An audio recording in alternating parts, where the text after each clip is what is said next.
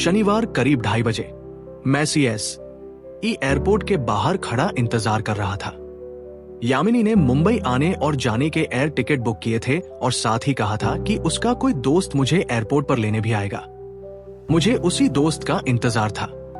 मैं मुंबई पहुंच गया हूं, ये बताने के लिए जैसे ही मैंने अपना मोबाइल जेब से निकाला, एक स्कॉर्पियो मेरे पास आकर रुकी। 33 से 34 साल का आकर्षक सा आदमी अपनी आंखों से गॉगल निकालते हुए बाहर आया। अंश?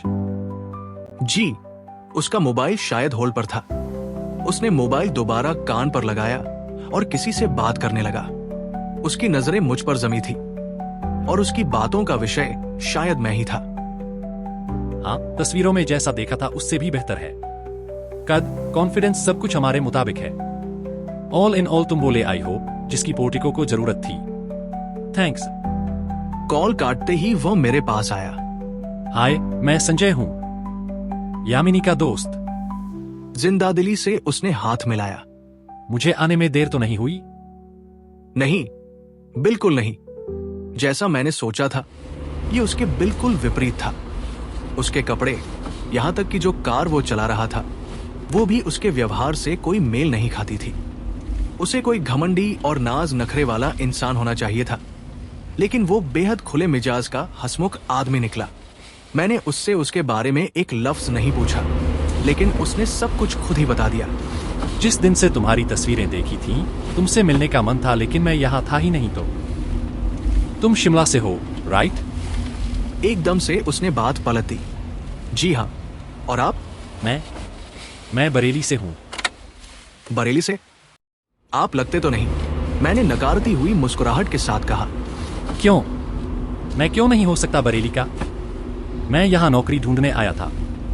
यामिनी जी से मेरी मुलाकात हुई, उन्होंने मुझे नौकरी दिला दी, बस तब से यहाँ हूँ।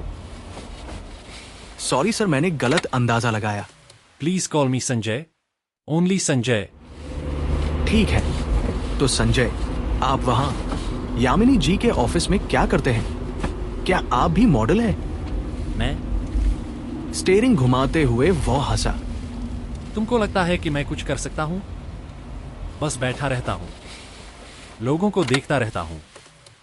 कोई काम नहीं है, सो लोगों के काम में गलतियां निकालता हूँ। खैर, ये बेकार की बातें छोड़ो। तुम्हें किसी के फ्लैट में छोड़ रहा हूँ, वहां जाकर फ्रेश हो जाना, आराम करना। किसके फ्लैट में? एक पागल। इस सवाल पर उसने ज्यादा ध्यान नहीं दिया। यामिनी ने सही कहा था तुम्हारे बारे में। क्यूट हो और स्मार्ट भी, शॉय हो और प्राउड भी, सिंपल हो लेकिन स्टाइलिश भी। ये कॉम्बी मिलना जरा मुश्किल होता है। तुम कर सकते हो बहुत कुछ, हर जगह फिट होने वाली पर्सनैलिटी है तुम्हारी। और कितने गंभीर हो मॉडलिंग को लेकर। पता नहीं, मैंने इसे करियर बनाने के बारे में कभी सोचा नहीं था। और अब सोचते हो? मैंने दाढ़ टेढ़ी करते हुए फिर सिर हिला दिया।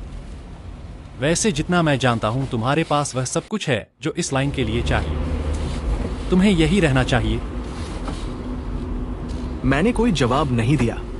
कुछ दूर उसने चुपचाप गाड़ी चलाई और फिर। सुना है लड़कियां बड़ी जल्दी खिंच जाती हैं तुम्हारी तरफ। ये कहां सुन लिया आपने? वह यामिनी बता रही थी तुम्हारी वॉक के बारे में, और कुछ विनय से सुना। अब ज्यादा सोचो मत। चलो, हम पहुंच गए। संजय ने कार एक मल्टीप्लेक्स बिल्डिंग की पार्किंग में रोकी। वो आगे चल रहा था और मैं अपना बैग लिए उसके पीछे। जल्द ही हम उस मल्टीप्लेक्स बिल्डिंग के एक शानदार से फ्लैट में थे, उसकी लॉबी के बीच खड़े हुए। तो अंश, ये वो फ्लैट है जहां आपको अगले कम से कम 3 दिन रुकना है। मैं फ्लैट में नजर दौड़ा ही रहा था कि। और ये लो चाबी।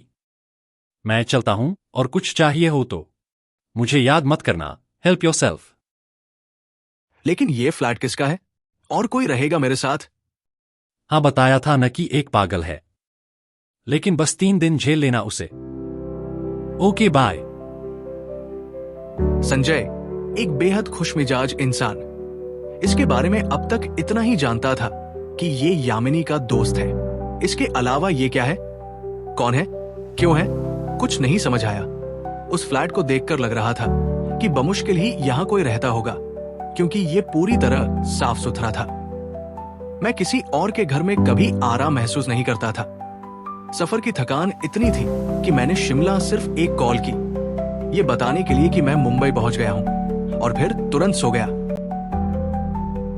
रात लगभग 9 बजे नहाकर मैं बाथरूम से बाहर निकला। मेरी भूख अपनी सीमा लांघ चुकी थी। किचन में ऐसा कुछ भी नहीं था जो मैं पका सकता। साथ ही किसी और का सामान इस्तेमाल करना मेरे लिए बहुत मुश्किल था। काफी देर भूख बर्दाश्त करने के बाद मैं उठकर बाहर चला ही गया। उसी बिल्डिंग के भूतल पर काफी सारी दुकानें थी।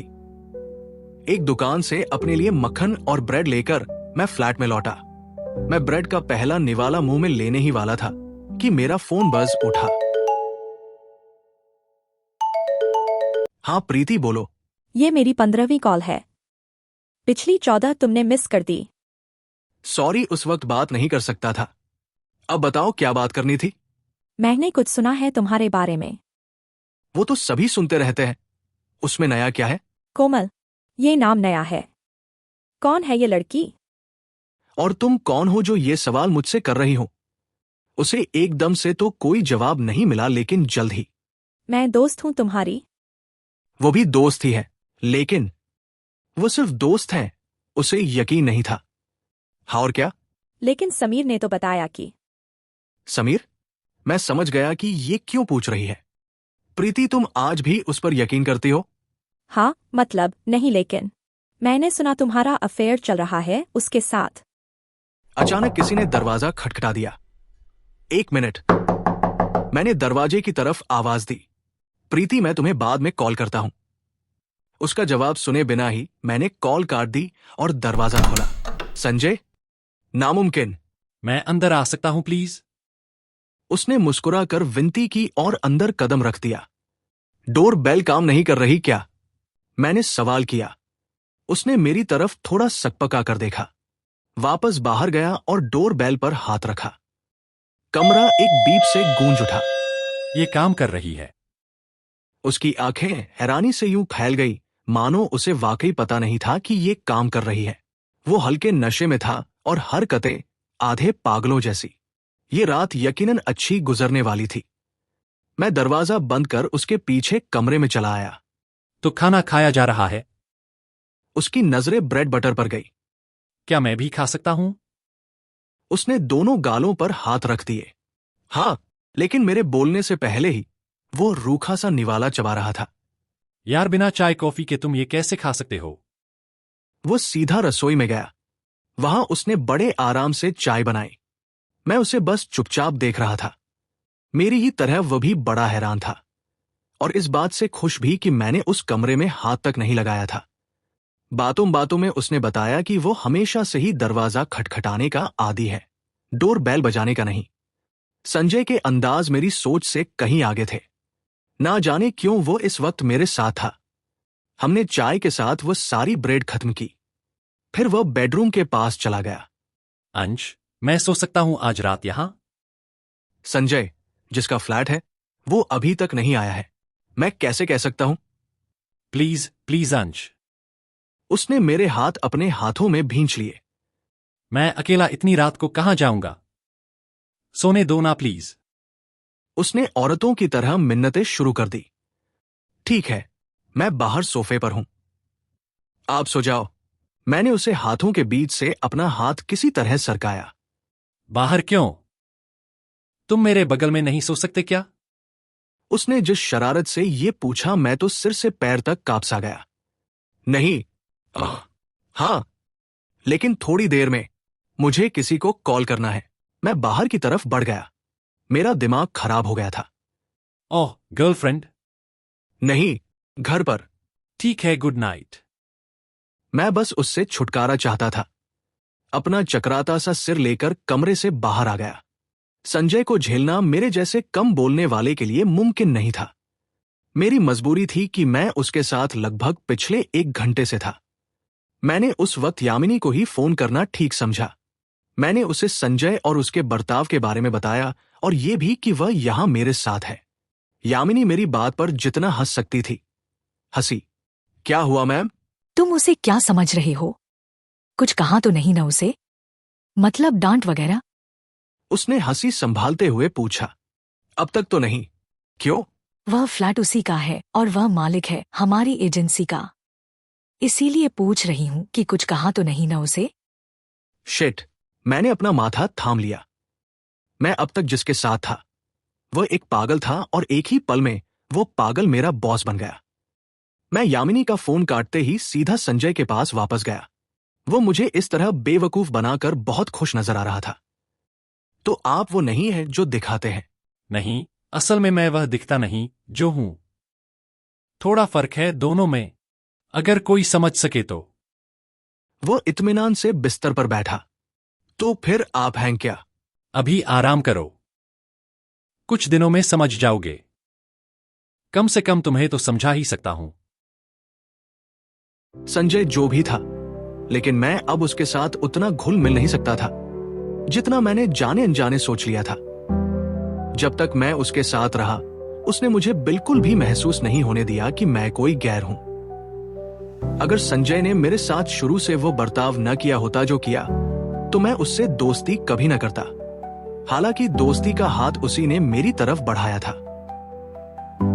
मैं कभी शिमला से बाहर नहीं गया था और बाहर की दुनिया देखना मेरे लिए भी एक बिल्कुल नया एहसास था।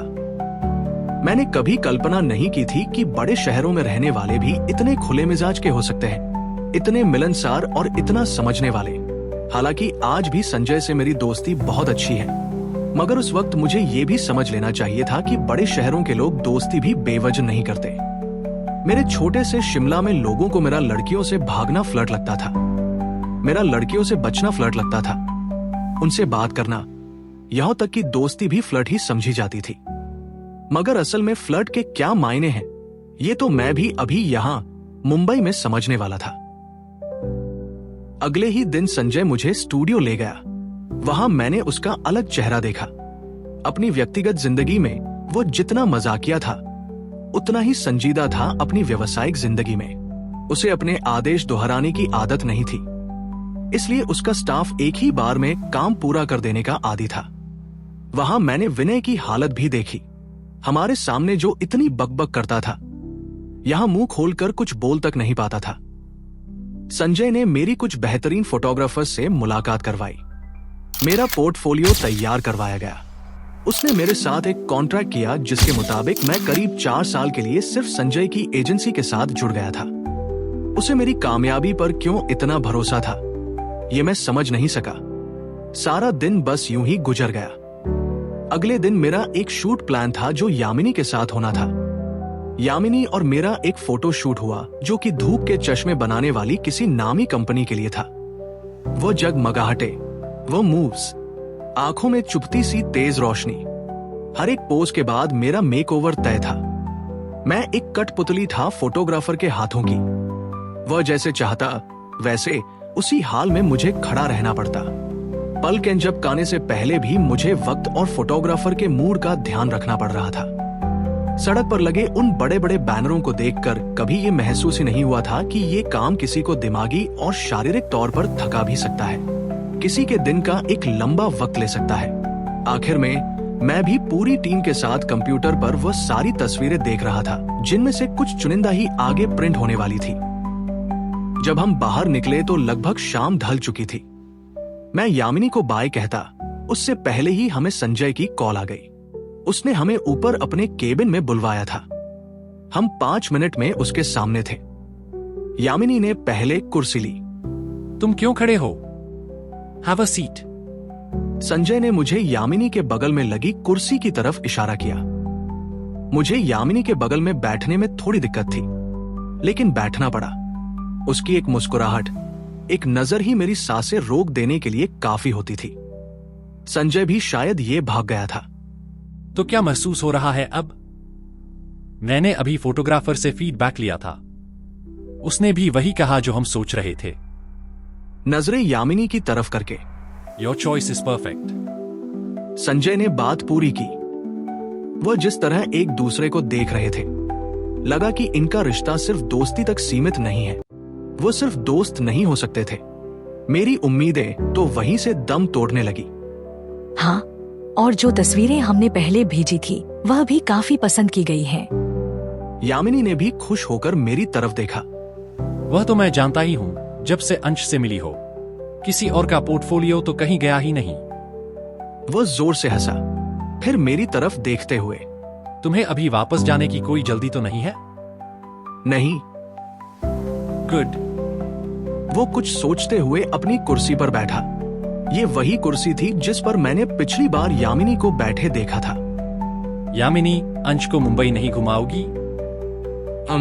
मैं फिलहाल कहीं जाने की हालत में नहीं हूं। बिना वजह ही मैंने मना कर दिया। न जाने क्या महसूस होता था मुझे उसके आसपास। मैं उस वक्त समझ ही नहीं पाया। संजय को ऐसे जवाब की उम्मीद नहीं थी मुझसे। खैर, उसने हम दोनों को इजाजत दे दी, लेकिन यामिनी मुझे उस फ्लैट तक छोड़ने जरूर आ रही थी। मैंने यामिनी को कहा कि मैं वापस खुद जा सकता हूं, लेकिन वो नहीं मानी। उसे मेरे साथ आना ही था। सारे रास्ते हम दोनों खामोश रहे। यामिनी ने गाड़ी चलाते हुए कई बार मेरे चेहरे की तरफ देखा था। एक तरफ वो ये समझने की कोशिश कर रही थी कि मुझे हुआ क्या है, और दूसरी तरफ मैं खुद ये समझने की कोशिश कर रहा था कि मुझे हो क्या रहा है। दिल जैसे सीने में दोगुनी रफ्तार से धड़कता था जब वो मेरे आसपास होती थी। वो सिर्फ एक लड़की ही तो थी, मगर ऐसा क्यों लगता था जैसे खुदा हो, जैसे पूरी कायनात हो। लेकिन अब मैं कुछ समझने लगा था। वहां कोमल मेरी वापसी का इंतजार कर रही थी। झूठा ही सही, लेकिन मेरा रिश्ता तो उससे भी था ही ना। हम बिल्डिंग के बाहर की सड़क पर थे। यामिनी ने गाड़ी पार्किंग की तरफ बढ़ा दी। वो मुझे वहीं उतार कर वापस लौट सकती थी, मगर लौटी नहीं। मैं समझ गया कि वो मुझे यहां से छोड़कर वापस नहीं जाने वाली। मैं बिल्कुल सही था। वो मेरे साथ फ्लैट तक आ रही थी। मैं उससे कुछ पूछ ही नहीं सका, क्यों या क्या। फ्लैट के दरवाजे पर पहुंचने तक मैं और वो बिल्कुल खामोश थे, और दरवाजे पर चाबी लगाते ही, यहां तक छोड़ने के लिए शुक्रिया। यार अंश, तुम मुझे जाने को कह रहे हो क्या? कॉफी तक नहीं पिलाओगे? उसने मुझे बीच में ही रोक दिया और ये कहते हुए अंदर आ गई। असल में मैं कॉफी अच्छी नहीं बनाता। तो मैं बना लेती हूं। उसमें परेशानी क्या है? मैंने दरवाजा बंद किया। यामिनी नहीं मानी। रसोई में उसे देखकर समझ आ रहा था कि उसे इस रसोई की आदत है। वो यहां पहली या दूसरी बार नहीं आ रही थी। सब कुछ उलझने लगा था। अब मुझे उनके बारे में जानना था। संजय या यामिनी सिर्फ मेरे चेहरे या मेरी प्रतिभा के चलते तो मुझ पर इतने मेहरबान नहीं हो सकते थे। मेरे जैसे तो मुंबई में लाखों भटकते थे।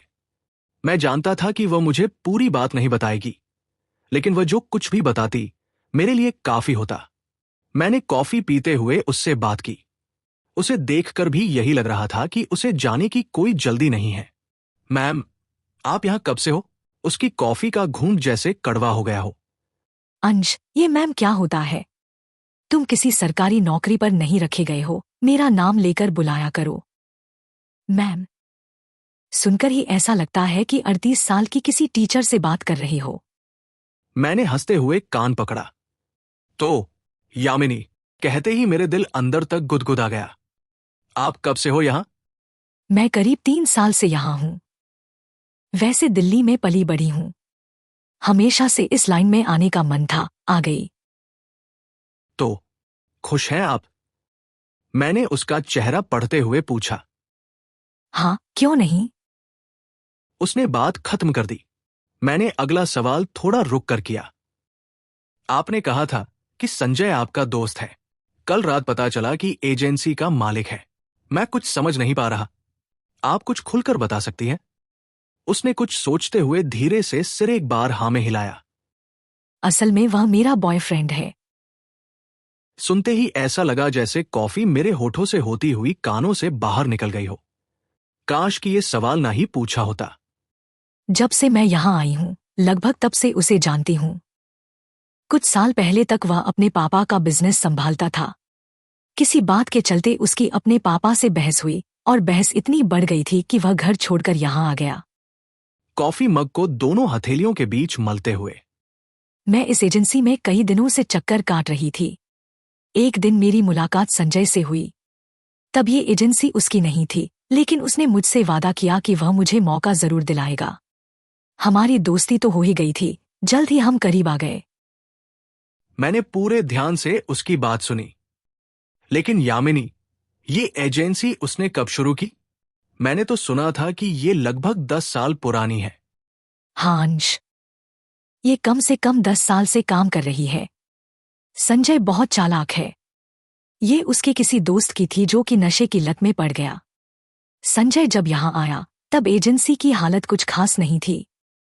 संजय पहले केवल उसका पार्टनर था और करीब 2 साल पहले कुछ पैसे देकर उसने इसे अपने नाम करा लिया। जब वह मुंबई आया था तो ज्यादा पैसा नहीं था उसके पास, और अब देखो। यामिनी ने कमरे में नजरें घुमाई। तो अब तो ये अच्छा बिजनेस कर रही है। हाँ, थोड़े बहुत कॉन्टैक्ट्स हैं संजय के, और सबसे अच्छी बात, उसकी रगों में एक बिजनेसमैन का खून है, तो उसे इस्तेमाल करना भी आता है। इस्तेमाल मतलब? ऑफिस और कॉन्टैक्ट्स को? अंश, बिजनेसमैन वह होता है जो इस्तेमाल करना जाने, हर उस चीज को जिसे वह कर सकता है। उसका पैसा, उसका समय, उसके कर्मचारी, उसके घर वाले, उसके दोस्त, यहां तक कि उसके दुश्मन भी। मैंने नकारने के अंदाज में सिर हिलाया। लेकिन मुझे तो संजय बिल्कुल खुले मन का लगा। उसके अंदर कोई बनावट नहीं है। यही खुलापन, ये अपनापन, यही तो उसकी बनावट है। He is a very good actor dear. उसके हंसते मुस्कुराते चेहरे पर मत जाना। बात जैसे खत्म हो गई। मेरे पास कुछ पूछने को नहीं बचा। तो आप यहां सिर्फ एक मॉडल नहीं हैं। हाँ, मैं यहां सब कुछ हूं। मेरी बात यहां कोई नहीं टाल सकता। यामिनी अपना कॉफी का कप मेज पर रखकर उठ गई। तो मैं अब चलती हूं, एक मीटिंग है मेरी। तुम चाहो तो यहां रुको और चाहो तो घर वापस जा सकते हो, क्योंकि मुझे नहीं लगता कि तुम्हारी तस्वीरों में कोई दिक्कत आने वाली है। ठीक है, मैं कल निकलता हूं। और हाँ, वह चेक ले लिया था तुमने? हाँ, मैं उसे दरवाजे तक छोड़ने आया। चल तो बहुत कुछ रहा था दिमाग में, लेकिन एक सवाल जो बहुत साफ था, वो मैंने हिम्मत करके आखिर पूछ ही लिया। मैं एक बात जानना चाहता था। बोलो। वो दरवाजे पर रुक गई। मैं यहां नया हूं। आपके उस हंट के मुताबिक तो आप लोग मुझे सिर्फ एक मौका देने वाले थे, लेकिन मैं देख रहा हूं कि आप कुछ ज्यादा मदद कर रही है मेरी। मैं गलत तो नहीं कह रहा हूं ना? मेरी बात पर वह मुस्कुरा गई। अंश, अच्छा लगा जानकर कि सच जानना चाहते हो, वरना बहुत से लोग इस गलत फहमी में डूब जाते हैं कि वह अच्छे तैराक हैं। मैं समझा नहीं। अभी जितना मैं बता चुकी उतना काफी है। बस एक बात का ध्यान रखना कि तुम सिर्फ अपने लुक्स या टैलेंट के चलते यहाँ नहीं हो। यामिनी पूरी बात खुलकर बताना ही नहीं चाहती थी, या शायद बात वाकई बस इतनी ही रही हो। मैं न तो कुछ समझा और न ही समझने की कोशिश की। उसने करीब 1 घंटा मेरे साथ बिताया। समझ नहीं आ रहा था कि ये कैसा रिश्ता था उसका संजय से कि वह उसकी गैरहाजिरी में उसी के बारे में बहुत कुछ नकारात्मक कह गई, और वह भी उस इंसान से जिसे वो ठीक से जानती तक नहीं थी। अगर वो संजय को इतने करीब से जानती थी तो फिर साथ ही क्यों थी? लग रहा था जैसे जबरदस्ती एक दूसरे के साथ है वो दोनों।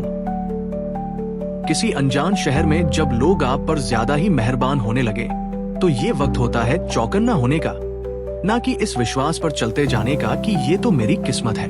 बस मैं भी इसी गलती को करने जा रहा था।